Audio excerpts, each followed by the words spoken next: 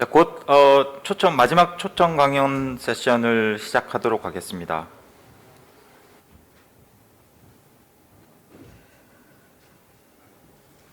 자, 마지막 초청 강연 세션의 좌장을 맡아주실 분은 전주대학교의 구도훈 교수님께서 다시 한번 수고해 주실 것입니다. 예. 네, 안녕하십니까. 두 번째 세션 좌장을 맡은 전주대학교 구도훈입니다. 이번 두 번째 세션은 모든 그 발표자께서 오프라인에 나와주셔가지고 오프라인에서 여기 실시간으로 발표를 해주시겠습니다. 첫 번째 연자로 모실 분은 한림대학교 한승백 교수님이십니다. 한승백 교수님은 사실 스포츠 사회학 분야에서 활발한 연구 활동을 하고 계신데, 저희 오늘 주제가 그 융합을 통한 운동력 학회의 미래 아닙니까? 그래서 오늘 주제에 맞게 좋은 강연을 펼쳐 주실 거라 생각하고 있습니다. 그러면 한승백 교수님 모시고 저희 발표를 들어보겠습니다. 네, 안녕하세요. 소개받은 한승백입니다. 올해 저한테 여러 가지 좀 놀라운 일들이 있었는데, 제가 이제 시강사 오래 하다가 이번에 한림대 이번 학기에 이제 부임하게 됐고, 한 가지 더 놀라운 사실은 운동역학회에서 제가 발표를 하게 됐다는 겁니다. 이런 생각을 전혀 하지 못했는데, 보면 바인딩 with other discipline이니까 너무 이상하게 생각 안 하셨으면 좋겠고요. 제가 쓴 논문 중에서 그나마 운동역학과 이렇게 조금 좀 얹힐 수 있는 게 무슨 연구가 있을까 싶어가지고 찾아보다가 이 논문 이미 한 2년 전에 이제 그 한국체육학회에 게재된 논문인데 이걸 가지고 나왔습니다. 예. 이미 또 뭐 다른 잡지에도 한번 쓴 적이 있어가지고 여러 번 읽어먹는 그런 좀 측면이 있긴 하지만, 여러분들 학회에 제가 좀 누가 되지 않을까 좀 걱정이 되면서도 그냥 좀 쉬어가시는 그런 기분으로 들어주시면 감사하겠습니다. 네, 오늘 제가 여러분들에게 말씀드릴 얘기는 스포츠 공정성과 관련된 얘기예요. 그리고 이제 그 공정성을 어떻게 이제 사회적으로 구성하는가. 신소재 장비가 등장하면 언제든지 그것이 이제 과연 공정한가 어떤가에 대한 논란이 있기 마련인데요.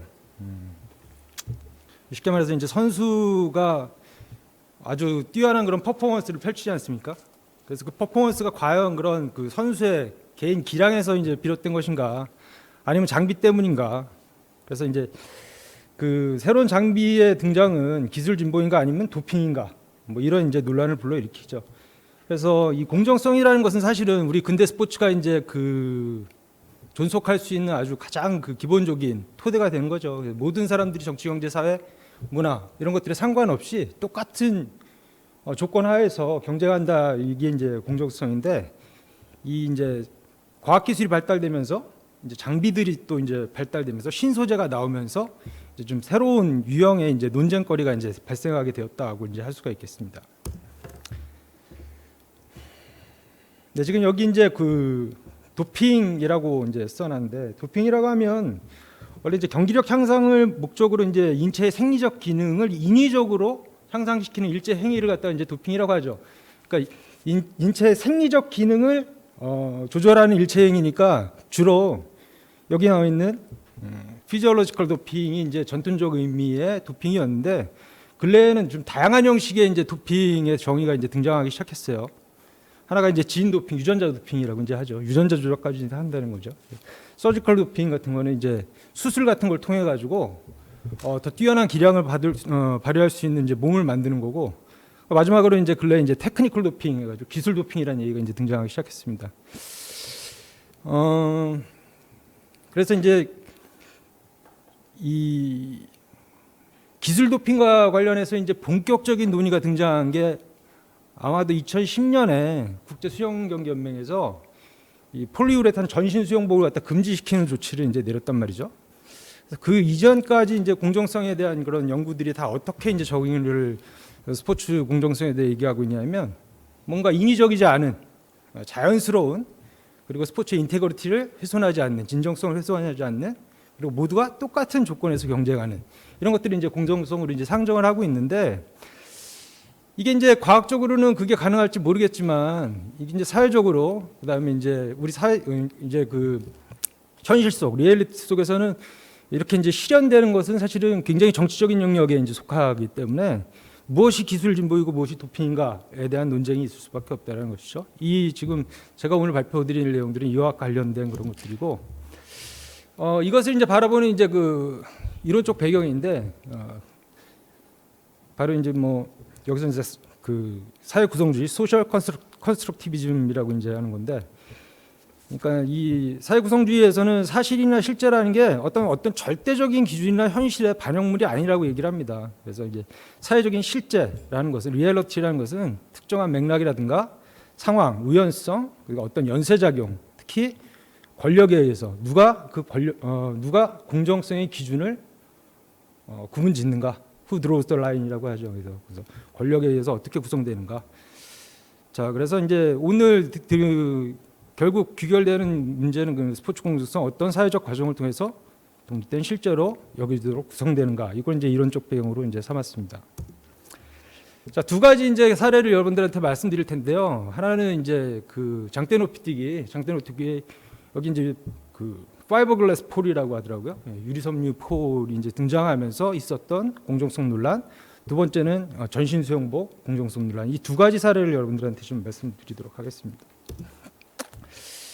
장대 높이뛰기가 역사가 생각보다 오래됐더라고요. 그래서 이제 1800년대 중반부터 이제 시작해가지고 20세기 초반까지는 주로 이제 나무 폴을 이제 사용을 했어요.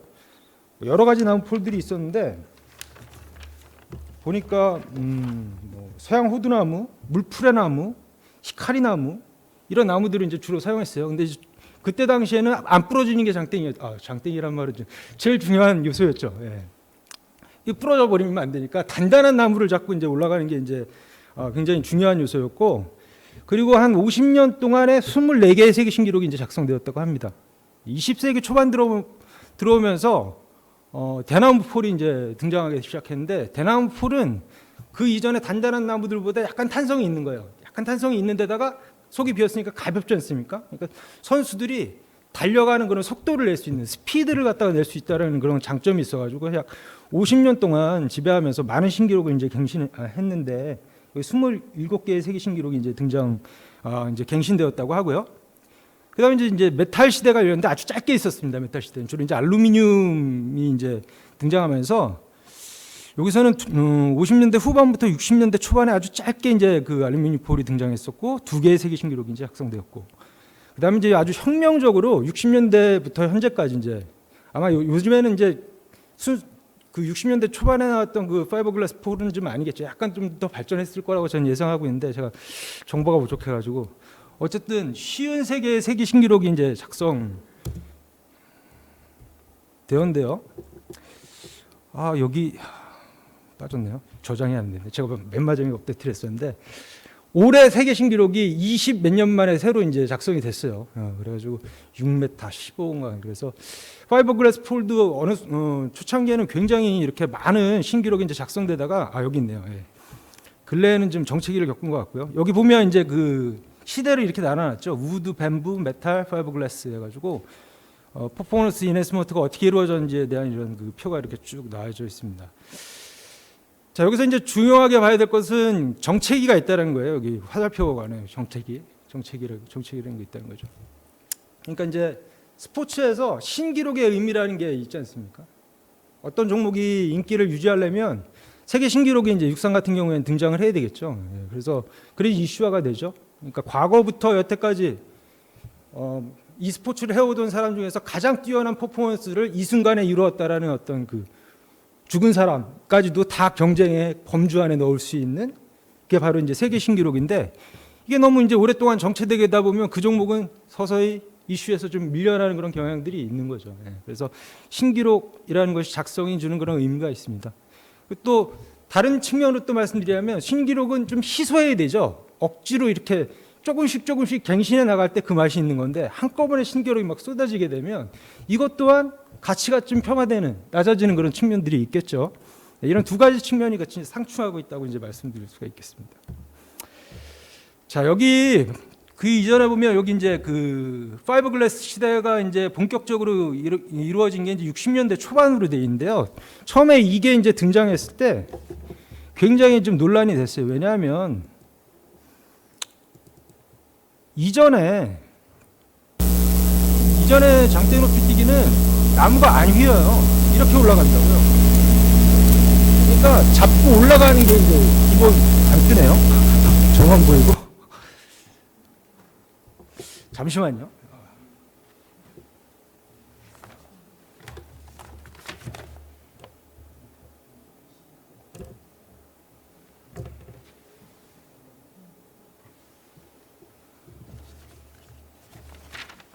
그냥 말로 설명하겠습니다. 다시 한번 끄셨더니 그래야 될 것 같은데요. 예, 그냥 하겠습니다. 네, 죄송합니다. 확인했어야 되는데. 자, 이제 상상을 하시면 됩니다. 네. 나무를 붙잡고 올라갈 때 어떻게 올라가겠습니까? 이제. 그러니까 지금 유리섬유 같은 경우는 휘었다가 펴지면서 그 플립하는 힘을 갖다 반동을 위해서 올라가는데, 단단한 나무 같은 경우에는 잡고 이 힘으로 올라가는 거죠. 반작용이 아니라 힘으로. 그러니까 이제 기술보다, 그것도 물론 기술이겠지만, 그 휘지 않는 나무에서 정점에서 더 위로 올라가는, 클라임업 하려고 하는 게 이제 주요 이제 그 기술이었는데, 갑자기 이제 유리섬유 폴이 등장을 한 거죠. 이거 휘어버린단 말이죠. 그래서 이게 도대체 이전에 있던 그 장대 높이 뛰기의 방식을 혁명적으로 바꾼 측면도 있지만, 기존의 그 단단한 나무에 익숙해져 있던 선수들한테는 이거는 환장을 노리신 거죠. 그래서 그 61년도에 3주 동안 일주일 동안 세계 신기록이 뭐 3번인가 4번인가 이렇게 막 새롭게 이제 경신된 그런 적이 있다고 그래요. 그래서 이제 제가 63년도 잡지를 하나 이제 찾아봤는데, 라이프지 옆에 이제 나와 있는 이 잡지인데, 거기에 이제 어떤 게 이제 실렸냐면 How fair is the flip with the flexible pole이라고, 이제 휘는 폴이 플립을 이용해서 이렇게 올라가는데 이게 과연 공정하냐라고 이제 의문을 제기한 거죠. 거기에 이제 인터뷰 실린 사람이 돈 브레그라고, 이 사람은 이제 그 로마 올림픽 금메달리스트입니다. 그러니까 로마 올림픽 60년 로마 올림픽이죠. 그때 이제 이 사람은 알루미늄 폴로 이제 금메달을 딴 사람인데, 이 유리섬유 폴이 이제 등장하니까 이건 완전 속임수다. 인간이 아닌 폴이 경기를 하는 거예요. 사람이 하는 게 아니다. 이거 서커스에 불과하고 이런 멍청한 짓 나는 안 한다. 나 은퇴해 버린다. 그래가지고 많은 선수들이 이제 그 여기에 적응하지 못하고 도태되는 그런 이제 일이 벌어집니다. 자, 근데 어떤 경우에 제가 아까 이제 그 사회 구성성에 대해서 이제 말씀드렸는데, 어떤 경우에는 이게 수용되기도 하고 어떤 경우에는 배제되기도 한단 말이죠, 기술 도핑으로. 근데 이제 유리섬유 폴 같은 경우에는 아까 여기서 보여드렸듯이 오랜 정체기가 있었단 말이죠. 대나무 스틱으로 쭉 신기록이 작성되다가 어느 순간에 이르자 여기서부터 더 이상 신기록이 등장하지 않는 그런 정체기가 이제 오게 되었단 말이죠. 그래서 15년 동안의 오랜 신기록 정체기가 있었고, 결국 이 신기록의 한계에 부딪히면서 대중의 관심으로부터 좀 멀어지는, 그래서 이 신소재의 폴을 갖다가 활용해 가지고 대중의 관심을 유도하는 쪽으로 이제 그 협회에서 이제 좀 방향을 잡은 것 같고요. 그리고 이제 두 번째는 이 유리섬유 폴이 처음부터 이렇게 막 나와가지고 확 이 상황을 바꿔놓은 건 아니고, 처음 등장한 건 이제 49년이라고 해요. 그래서 10년 동안 시행착오의 기간을 겪었고, 그 동안에 이 유리섬유 폴에 대해서 그렇게 처음에는 그렇게 대단하게 생각을 안 했던 거죠. 그러다가 60년대 초반에 이제 신기록이 쏟아지게 된 이유는 유리섬유 폴이 점점 이제 발전을 하면서 선수 몸무게를 직행할 수 있는, 부러지지 않는 그런 이제 강화된 플립이 가능한 이제 폴이 이제 그때 정도에서 이제 제작이 가능하게 되면서, 쉽게 말해서 충분한 적응의 기간을 이제 두었다라는 것이 이제 상학적 맥락으로 이제 제가 이제 해석을 한 겁니다. 유리섬유 폴이 이런 상학적 맥락 때문에 수용되었다. 자, 그러니까 이것이 이제 공정성을 훼손하는가 훼손하지 않는가는 어떻게 보면 과학적으로 밝혀내야 되는 문제지만, 사회적으로 받아들여지는가 그러지 않는가는 이건 또 이제 사회적인 맥락, 그다음에 주변 상황, 이런 것들이 이제 많이 작동을 한다는 것이죠. 자, 그런데 여기서 이제 이런 상황적인 맥락만 가지고는 설명을 할 수가 없는 거죠. 우리 협회가 지금 너무 신기록이 안 나와가지고 이 종목에 이제 인기가 없기 때문에 이제 뭐 유리섬유 폴을 받아들이겠다, 이거는 이제 설득력이 이제 떨어지는 거죠. 여기서 이제 등장하는 이제 과학담론이라는 겁니다. 그러니까 과학담론이 이제 과학은 하나의 리얼리티 진실이지만 그것이 이제 사회적으로 수용되고 말이 되고 사람들에게 설득을 하고 이렇게 될 때 이제 사회학에서 이제 담론이라는 얘기를 많이 쓰는데요. 이 과학담론이 항상 다른 사람들을 대중을 갖다 설득시키고 하나의 지식 권력으로서 이제 작동을 하는데 지식이 하나의 이제 힘이 되어서 사람들을 동의하게 이제 만든다는 그런 의미로 받아들이시면 될 것 같아요. 네. 그래서 유리섬유폴이 등장하면서 어떤 과학 담론이 등장을 했냐면 기존까지는 어떻게 대나무를 잘 타고 올라가느냐였는데 여기서부터 이제 등장한 얘기가 뭐냐면 에너지 전환에 대한 얘기가 나오는 거죠.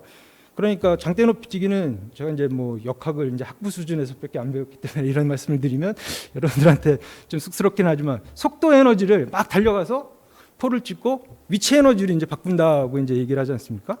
그런데 이 속도 에너지를 위치 에너지를 바꿀 때 어떻게 에너지 이 손실을 갖다 최소화할 것인가가 이제 이 종목의 이제 핵심인데 이전까지는 그런 얘기를 안 했단 말이죠. 대나무폴 세계에서는 찍은 다음에 그 다음에 이제 힘을 쓰는 것이 이제 중요했는데 이 플립, 이 휘어지는 플렉서블한 이 폴에서는 이 에너지 전환이 굉장히 이제 중요한 게 돼가지고 이 종목에서 이런 얘기들을 많이 하기 시작하는 거예요. 에너지 전환의 과학이다 이게. 그러니까 어떻게 손실을 최소화할 것인가. 이게 바로 이 종목의 정체성이다라고 60년대 초반부터 이 유리섬유폴이 나오면서 대대적으로 이제 선전을 하고 그런 연구들도 많이 이루어지죠. 그러니까 이 대나무폴이 수용된 과정을 보면 하나의 과학이라는 진실이 어떻게 과학 담론이 되고 그것이 지식 권력으로서 이 사회적으로 이 스포츠의 공정성의 새로운 기준을 설정하는데 영향력을 미치는가가 굉장히 중요하다는 사실을 이제 알 수가 있는 것이죠. 그 밑에 이 사진에 보면 이 에너지가 어떻게 변해가는지 그 맨 밑에 보면 이렇게 보이지 않습니까? 뭐 이런 것들을 한 연구들이 많이 나와 있던 걸 제가 확인할 수 있었습니다. 자, 두 번째 사례는 이제 폴리우레탄 전신 수영복인데요. 아마도 이제 2000년 시드니 올림픽에서 호주의 누구였죠?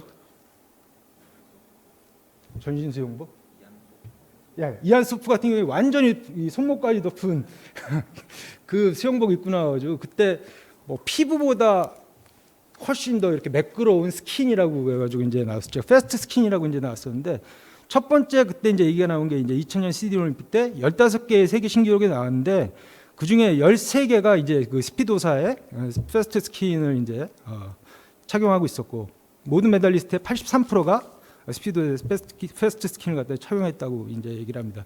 자, 이때만 해도 이 정도면 괜찮았는데 2008년 베이징 올림픽 때니까 이 스피도사에서 이제 패스트 스킨 2에 이어가지고 레이저 레이서라는 걸 갖다 이제 개발을 했는데 2008년 베이징 올림픽에서 38개의 세계 신기록이 쏟아집니다. 그리고 그 한 해 동안에 2008년 한 해 동안에 108번의 세계 신기록이 작성이 되고 2009년 로마 세계 선수권 대회는 스피도사의 레이저 레이스뿐만이 아니라 이제 경쟁이 붙은 아레나에서 또 이제 내놨는데 스피도사의 레이저 레이스 같은 경우에는 그 폴리우레탄 소재가 70%였다고 해요. 근데 이제 아레나사의 이제 엑스글라이더 같은 경우에는 이제 스피도가 너무 잘 나가니까 이제 빨리 이제 100%짜리 이제 폴리우레탄 그 수영복을 내놨죠. 그래서 이 단일 대회에서 로마 선수권 단일 대회에서 43개의 세계 신기록이 쏟아집니다. 아까 말씀드렸듯이 이렇게 되면 신기록에 대한 희소성은 굉장히 떨어질 수밖에 없겠죠. 그리고 논란은 더욱더 가중되겠죠. 과연 이게 선수들의 능력인가? 이런 이제 문제 제기가 이루어지는 겁니다. 그래서 결론적으로 그 다음에 2010년에 세계 수영연맹이 폴리우레탄 전신 수영복을 갖다 금지시켜 버리죠. 네. 어떻게 했냐? 수영복 재질은 직물로 한정한다. 즉 폴리우레탄은 안 된다. 남자는 수영복 허리에서 무릎 위까지, 여자는 어깨선을 넘거나 무릎 아래로 내려가면 안 된다. 그러니까 이렇게 아까 그 이안 소프가 입었던 이런 완전히 덮는 수영복은 이제 안 되는 거죠. 어깨 드러나야 되고 무릎 밑으로 내려가면 안 되는 그런 수영복을 갖다 이제 그런 수영복만 인정하게 됐다는 겁니다. 자, 근데 수영연맹 규정집을 보면 수영복 금지 조항에 이것만 있어요. 그러니까 어떤 방법으로 인위적인 부력을 주는 수영복은 안 된다.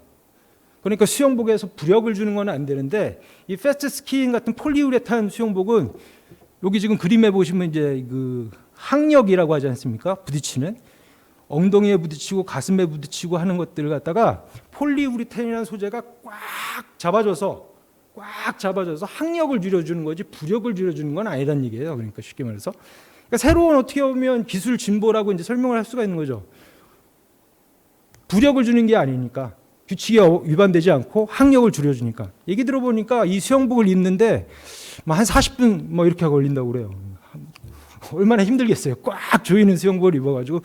그래서 이게 불편해서 또 입지 않는 그런 선수들도 있었지만 많은 선수들이 또 여기에 적응하면서 신기록을 작성했던 거죠. 자, 그래서 기존에 수영이라고 하면 항력과의 싸움이었다. 그런데 폴리우레탄 전신 수영복을 금지시킨 그것의 의미는 무엇인가?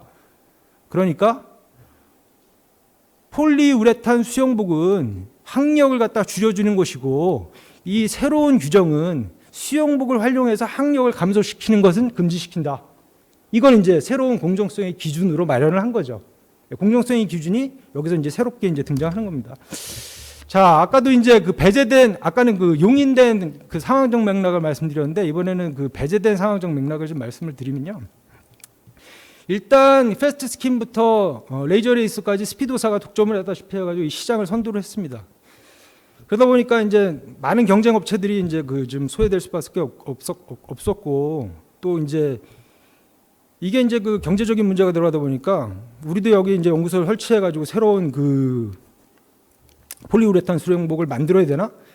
만약에 이걸 신소재를 개발하는데 이렇게 돈을 많이 써가지고 성공할 수 있을까? 성공에 대한 불확실과 그다음에 이제 기술 투자의 어려움에 이제 처한 많은 그 업체들은 바라만 볼 수밖에 없었고 가장 스피드와 이제 그 어깨를 나란히 했던 아레나 같은 경우에 가장 적극적으로 이에 대해서 이제 그 이의를 제기한 거죠. 스피드사의 레이저 레이서나 티어의 트레이스 라이트 같은 수영복이 부력 때문에 선수들을 자연적이지 않은 이득을 보고 있게 만든다. 뭐 이런 식으로 이제 그 이의를 제기한 거죠. 그래서 업체 간의 어떤 상업적 이해가 여기 이제 결부가 되게 되고 선수들 간의 계약 문제도 이제 여기가 결부가 됩니다. 가령 이제 그 마이클 펠프스 같은 경우에는 2008년도에 스피드사의 레이저 레이서를 입고 나가지고 금메달을 많이 땄단 말이에요.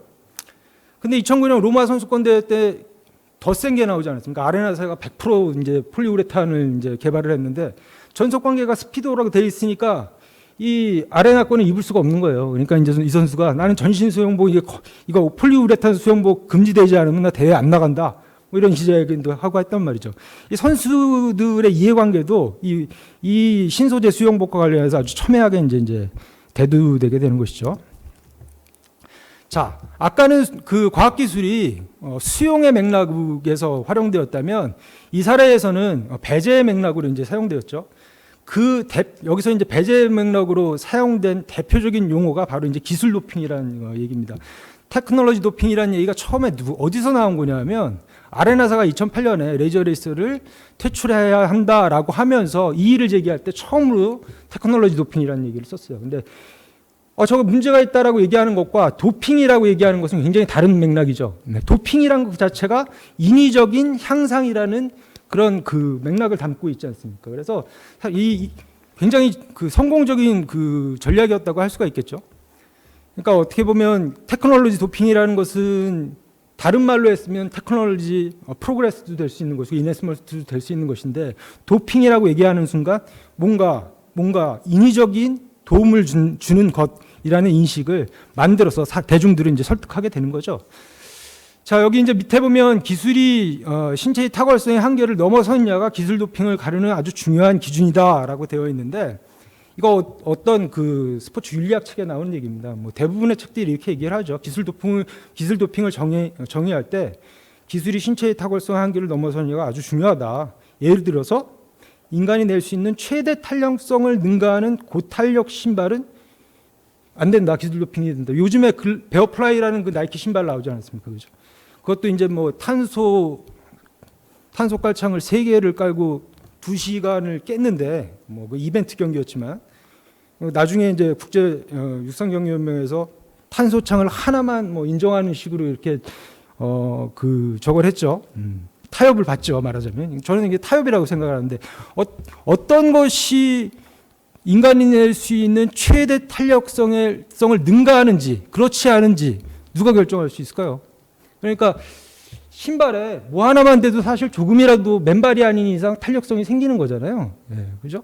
그러니까 신발을 신고 뛰는 사람들은 다 그런 그 장비의 도움을 받을 수밖에 없는데 인간이 낼 수 있는 최대의 탄력성을 능가한다라는 이런 애매모호한 얘기로는 이제 기술 도핑을 정의할 수가 없는 거죠. 그러니까 결국은 이 기준을 누가 결정하는가 이러한 문제가 이제 개입될 수밖에 없다. 자, 그래서 2010년에 피나는 폴리우레탄 전신 수영복을 금지시켰고 이를 통해서 이전과는 다른 공정성의 경계를 구축했습니다. 그래서 과거에는 수영 테크놀로지의 목표가 항력의 감소, 오늘날에는 수영복을 통한 항력의 감소를 금지시켰고, 그리고 여기에는 이제 뭐 기술 도핑이라는 부정적인 용어와 지식 권력으로서의 배제의 논리가 이 수영복의 금지의 논리를 갖다가 강화시키는데 영향을 미쳤다. 네, 이제 이렇게 해서 정리를 하도록 하겠습니다. 일단 운동역학은 이제 좀 더 이제 과학적으로 이제 스포츠와 관련된 장비와 관련된 연구들을 하시는 분야라고 제가 알고 있고, 뭔가 과학적 객관적 실제를 설명하는데 초점을 맞추고 있다고 저는 생각을 하고요. 스포츠 사학, 제가 전공하고 있는 스포츠 사학은 과학 담론이 어떻게 세계에서 다루어지는가에 대한 얘기를 이제 주로 한다고 할 수가 있겠습니다. 그래서 오늘 주제가 바인딩 아니겠습니까? 그래서 이런 그 역학 쪽의 연구들과 또 이제 사회학적 시각들이 같이 이렇게 접목될 때 좀 더 이 스포츠 과학이 발전하는 데 좀 더 긍정적인 영향을 미칠 수 있지 않을까 생각하면서 이 두 가지 사례 소개해드리고 오늘 발표 마무리하도록 하겠습니다. 고맙습니다. 네, 발표를 해주신 교수님께 감사드립니다. 오늘 저희 주제가 융합을 통한 운동역학 미래인데 발표를 들으면 들을수록 좀 모든 연자분들의 그런 주제들이 되게 운동역학의 융합에 관련돼서 말씀 주시는 것 같아서 많이 배울 수 있는 시간인 것 같습니다. 혹시 한스맥 교수님께 질문 있으신 분은 질문해 주십시오.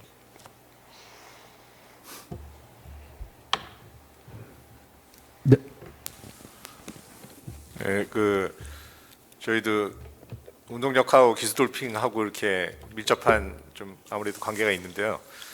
아까 캡처칸가요? 신었던 신발, 네. 네, 마라토나가 이제 그거를 금지시킨 이유 중에 뭐 인간의 능력보다 더 이상의 그것을 뭐 발휘하기 때문에도 있지만은 제 생각에는 그 신발이 굉장히 비쌀 것 같거든요. 그리고 어떻게 보면은 스포츠의 목적 중에 보다 많은 사람들이 그 운동을 참여하도록 하는 그런 스포츠의 취지하고 좀 벗어날까? 예를 들어서 뭐 아프리카에 있는 좀 부유하지 않은 가난한 나라들 선수들은 그거가 굉장히 부담될 수 있는 거잖아요. 뭐 이게 한 달 온 가족의 생활비도 될 수 있는데 그런 취지도 좀 있지 않을까요? 뭐 그러니까 약간 너무 그 고가의 최첨단 고가의 그 장비를 써서 하는 사람이 유리한 쪽으로 가면은 그런 경제력 있는 선수들만 그것을 유리하게 되니까 그런 공정성 때문에도 좀 논란이 있지 않았나라는 생각인데 어떻게 생각하시는지. 그런 연구를 본 적이 있습니다. 예. 그런 공정성을 그런 차원에서 이제 규정한 체육학회 쪽에서 나온 논문이 있는데 말씀하신 대로 경제적인 이유 때문에 고가에 못 쓰기 때문에. 근데 그때 제가 든 생각이 이런 생각이 들더라고요. 그렇다면 올림픽이나 뭐 국제 경기 대회에 나오는 모든 선수들이 똑같은 장비를 착용하도록 규정을 해야 될까? 그 논란이 또 있을 수밖에 없단 말이죠. 그러니까 어떤 획일화 분명히 이제 경제적인 차이들은 있지만 또 그 문제를 고려하다 보면 연이어서 또 다른 문제가 좀 등장하는 것 같다는 생각을 제가 좀 했거든요. 네. 분명히 그런 측면이 있는 건 저도 동의를 하고요. 예. 그 예전에 뭐 북한 선수들이 올림픽 나가면 뭐 아디다스에서 유니폼이랑 뭐 신발 같은 거를 숙소 앞에다 놨다는 뭐 그런 얘기도 제가 이제 들은 적이 있는데 분명히 동의를 하면서도 국제 육상 경기 연맹에서 그런 차원에서 그 탄소 창을 갖다 하나만 뭐 넣고 이걸 하지는 않았을 것 같다는 생각이 전 사실은 들었습니다. 왜냐하면 그 베어플라이가 보니까 보급용으로 나온 게 19만 7천 원이고 선수용으로 나온 게 한 200만 원이 넘더라고요. 그게. 그래서 선수용 200만 원 정도의 돈을 올림픽에 참가하는 선수들이 글쎄 잘 모르겠습니다. 그 부분에 대해서. 그러니까 전반적으로 뭐 그 신발뿐만 아니라 전반적으로 그냥 일반 스포츠를 즐기는 그냥 엘리트 선수들이 아니더라도 쓸 수 있는 그런 장비 가지고 엘리트 선수들도 좀 하라는 그런 근본적인 약간 그런 스포츠에 대한 철학 같은 게 좀 있지 않을까 해서 제가 무한 경쟁하면은 진짜 이거는 뭐 신발 하나에 뭐 수억 원이 될 수도 있고 뭐 그렇거든요. 근데 그 뭐 대부분의 선수들이 이제 착용하는 거 보면은 일반인들도 그냥 착용할 수 있는 장비 뭐 그 내가 보기에는 뭐 그거는 마케팅 측면에서도 그렇겠지만 거기서 약간씩 살짝 조정하는 거지 거기다가 이렇게 엄청나게 고가의 걸 쓰지 않고 있는데 그리고 저는 이게 스포츠의 취지가 그런 엘리트 선수들이 하는 거 보고 일반인들도 같이 그걸 따라서 하고 싶은 심리가 있는데 그 사람들이 쓰는 장비도 우리가 써서 이렇게 일상적으로 이렇게 아마추어도 할 수 있고 보통 동호인도 할 수 있는 이런 게 혹시 있지 않나 아니면 그런 논의가 좀 있지 않았나 해서 제가 궁금해서 그래서 제가 이 연구 방법으로 쓴 사회구성주의가 여기에 이제 어떤 우연성이란가 산업적 맥락이 이제 영향을 미치는가인데 만약에 이제 그런 것들이 이슈가 돼가지고 공정성 기준에 영향을 미칠 수도 있겠죠. 그러니까 맥락이 그렇게 형성이 된다면. 그러니까 지금 우리가 그게 이제 맥락으로 형성이 됐는지 안 됐는지는 제가 이 자리에서 좀 말씀드리기 좀 어려울 것 같고 다만 이제 이런 거죠. 올림픽에 참가하는 수준의 선수들은 장비뿐만이 아니라 훨씬 더 많은 것들을 국가적으로 투자를 하고 있잖아요. 뭐 식당까지 관리하고 휴식 시간까지 관리하고 모든 것들을 훨씬 더 많은 돈을 들여서 이제 관리를 이제 하고 있기 때문에 약간 아직까지는 그런 측면은 좀 미비하지 않을까 그런 생각이 드는 거죠. 예. 예.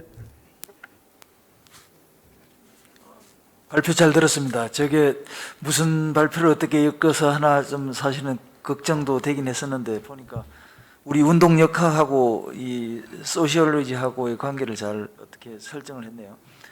그 우리 운동역학의 그 목표 뭐 내용이랄까 중에 하나가 이제 픽 퍼포먼스 향상을 위해 가지고 스포츠 뭐 기자재 장비 이런 걸 개발하는 게 있어요.